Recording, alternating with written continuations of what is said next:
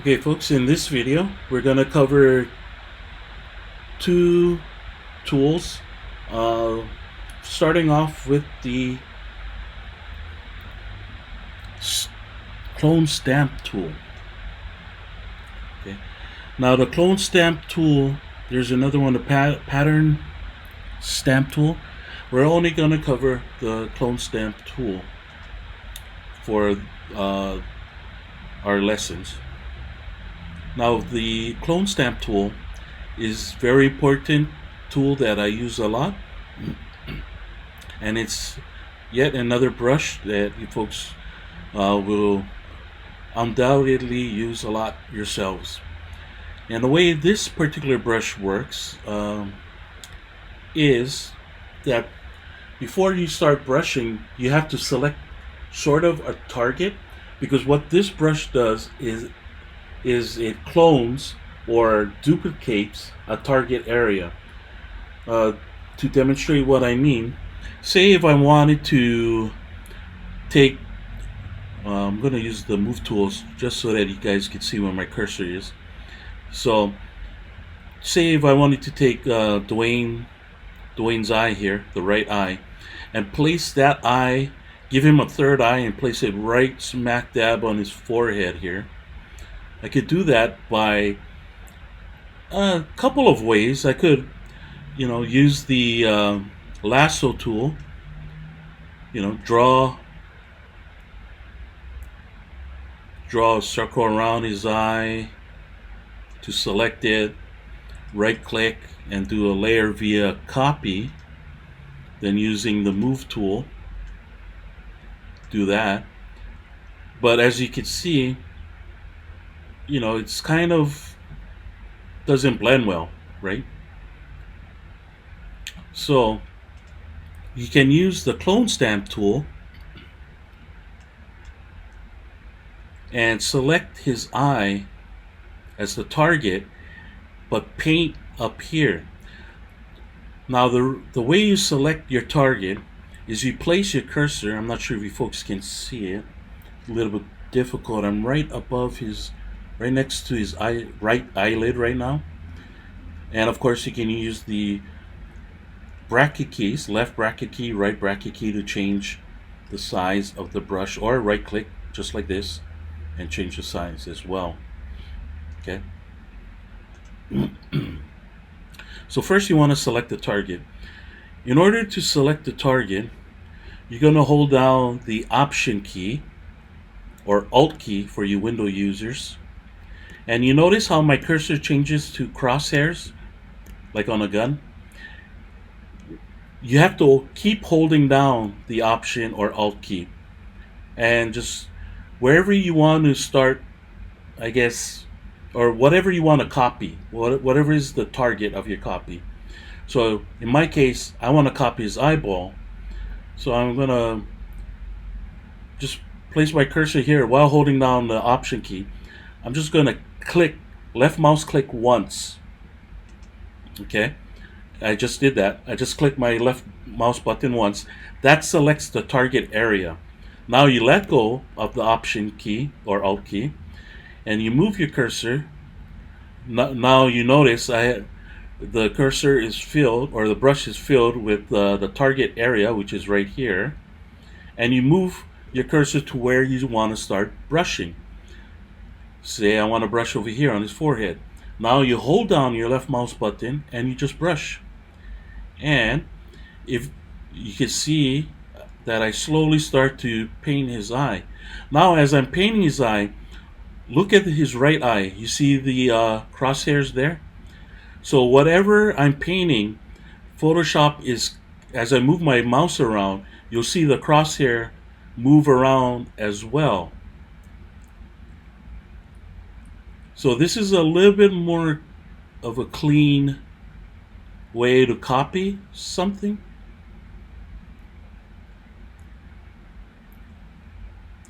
And you get something like that. Okay. Now if you move your cursor like this around and I start painting, you notice I don't have the eye anymore. And he was like, what happened? Sorry about that. You may ask what happened. Well, when you hold down the Option key or Alt key and you select the target, okay, your original target, once you move your cursor around and you start painting, then the cursor will follow. But once you let go, or you take your finger off of the left mouse button, and if your cursor starts traveling, that crosshair that was here doing a copy earlier while I was painting the eye, it'll follow as well, so that now you're no longer targeting the eye. It's kind of hard to explain. You folks will just have to, um, you know, mess around with this tool yourselves, and you folks will pretty much pick up what I'm trying to explain uh, after using the tool a little bit. Now, anytime you want to retarget or choose another target, all you got to do is hold on your Option or Alt key, and say if I want to copy his mouth now, hold down the Option or Alt key, left mouse click once to select the target, and then choose the target area, and you can just start painting like so.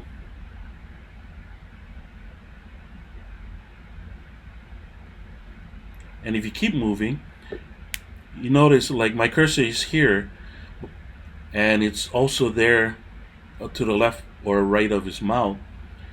But if I keep moving, it'll just keep going all the way down and copying whatever's in the path of that crosshair.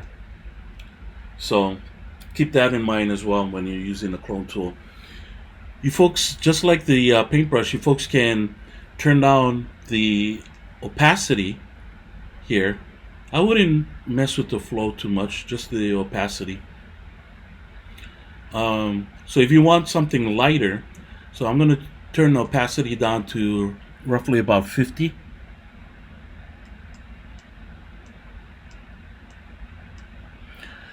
And I'm going to target his eye again by holding down the Option key or Alt key. Left mouse click once on the eye, and come back up to the forehead. Now when I brush, you notice it's lighter. That's because the opacity has been turned down to 50%. Now if I click again and go over the same area, you notice it becomes darker because it's like I'm adding more and more, just like the paintbrush. Okay, so you can turn on opacity to make a lighter shaded version of whatever you're copying, and if you keep going over the same area, you just make it darker and darker. So that's the clone stamp tool. Now the clone stamp tool also would work good for if you're, say, on a beach, or let me see here. Okay, let's use this picture, Patagonia, from our Photoshop class files. Let me pull that in again. Okay, so say for example we want to cut this couple out or make them disappear. If we clone the background or clone stamp the background, you can pretty much clone them out. So holding down the Option key or Alt key, I'm going to click on the water here on the side of the girl or woman, and I'm just going to paint.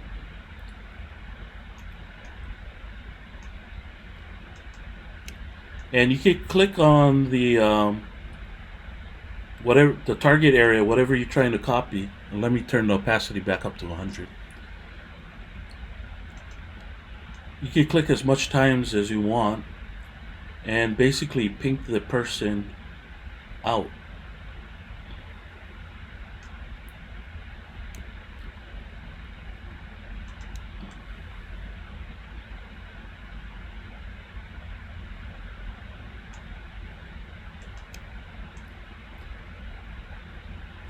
Now watch what happens when the you folks can see the crosshair, the white crosshair. So I'm painting over here. Watch what happens when it gets to the bottom here, or actually, as I'm painting, let me choose. I'm going to hold down the Alt, click right here to the target, and as I paint, watch what happens if I come too low. You see, now it's painting the edge because the crosshair is down here, so it's copying this area up here. So you folks want to keep in mind about the placement of your target cursor when you're copying something. And as I said before, if you as much times as you need, just move the cursor back to an area you like. Left mouse click once to select it, and you can continue copying.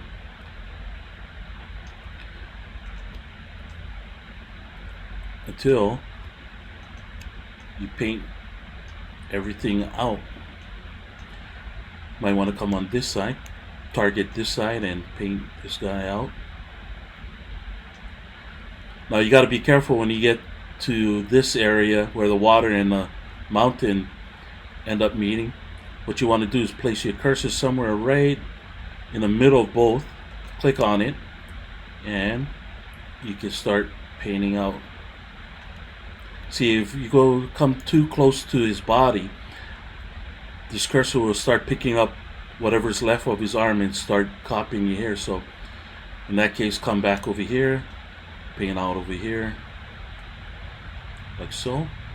Left mouse click.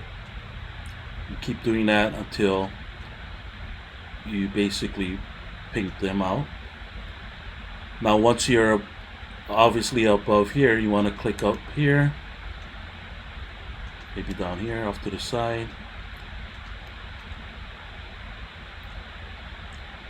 And you can basically remove people from pictures, especially if you were in a bad relationship, huh?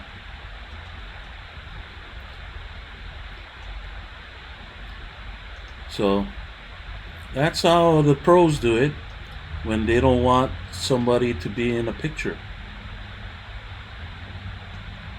Let me click on this side of the lady.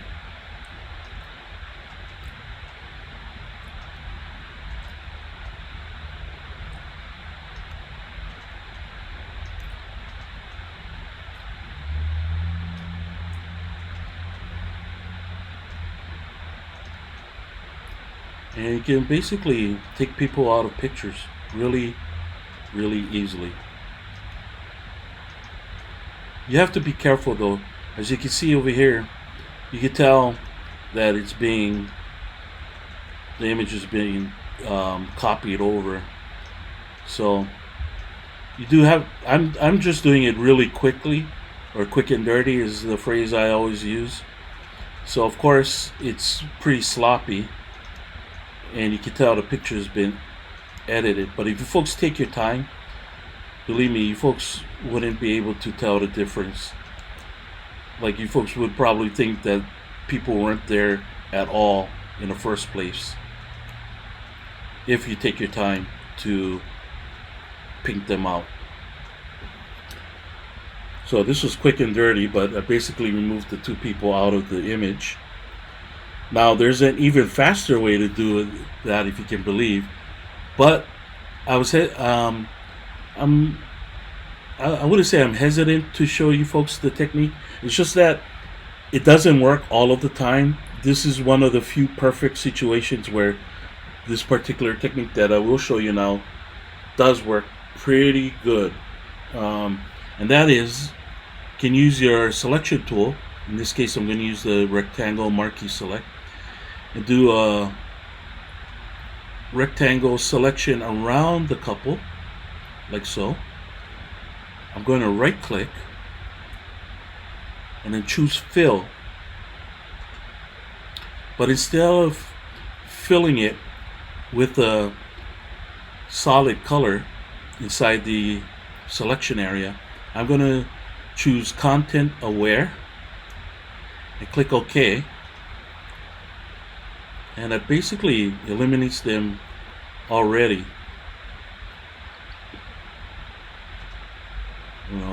this thing here. Content aware fill. So let me try making this a little bit bigger.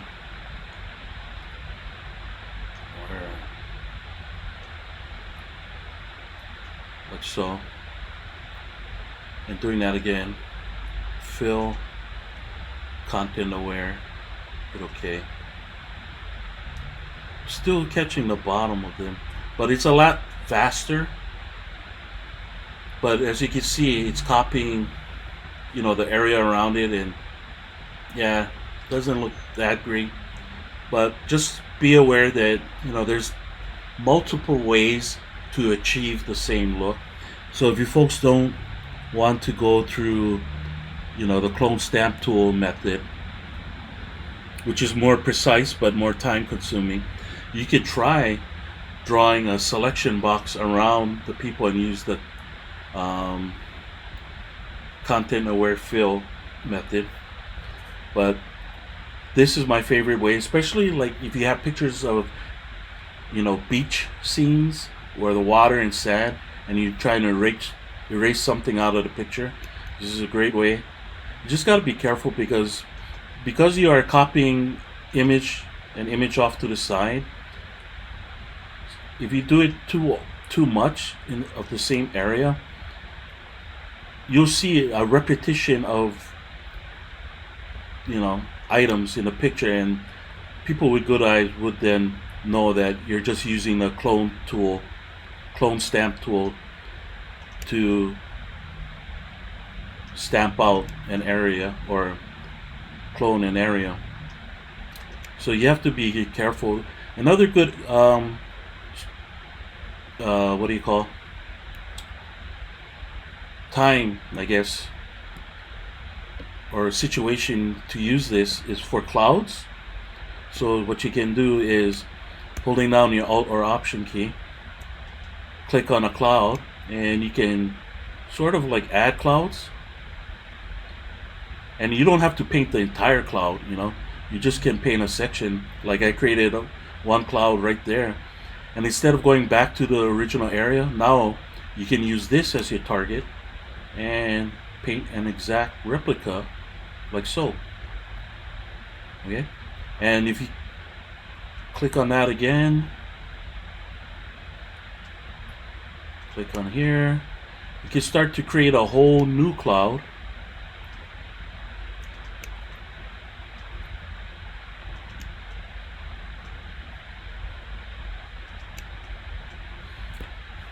Out of thin air. And it all started with me copying just this section of the cloud here, and now I have two new clouds. So the clone tool is fairly powerful.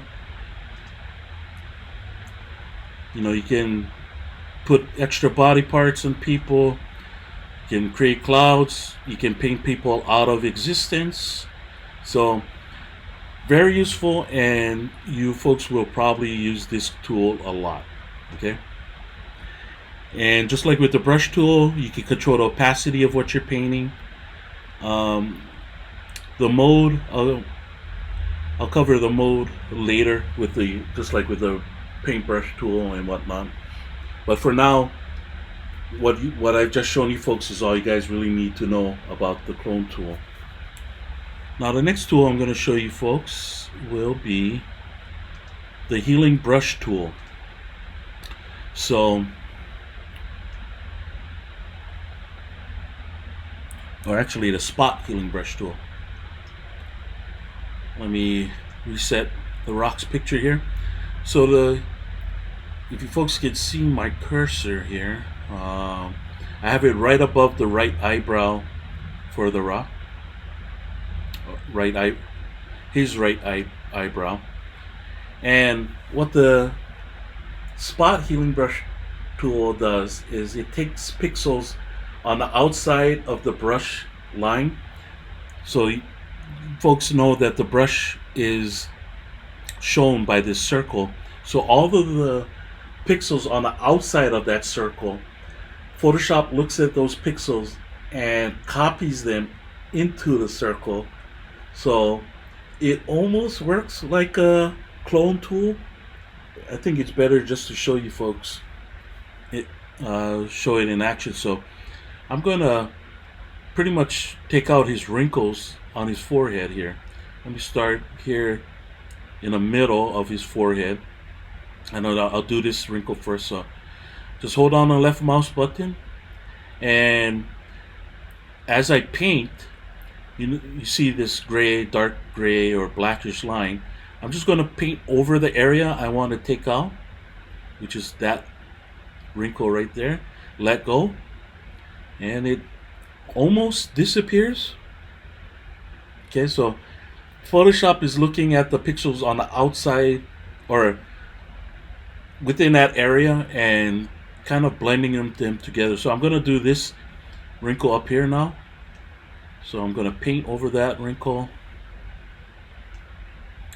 and that almost disappears. You could try it once more. Now if you, let's say you want to get rid of his eyebrow, so let me start painting over his eyebrow here in little sections.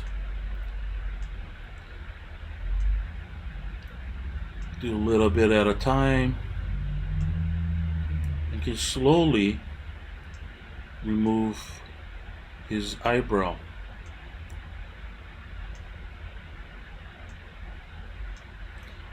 Like so.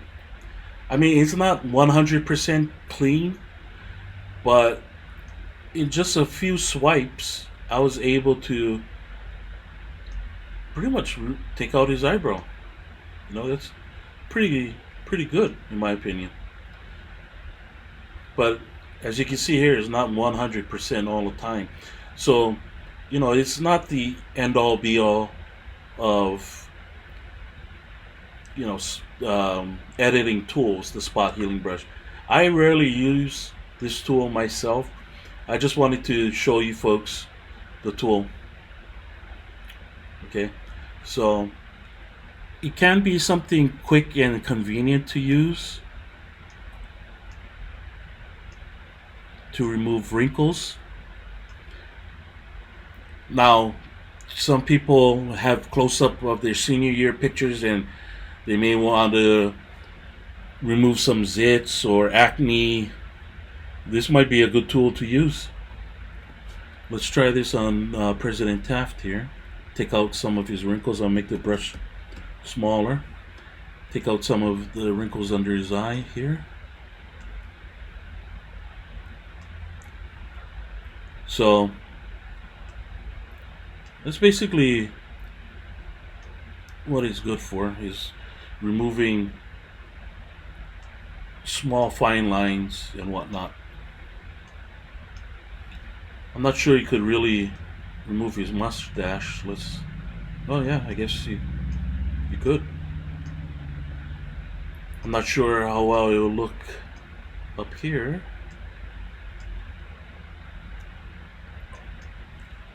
Well, not too bad.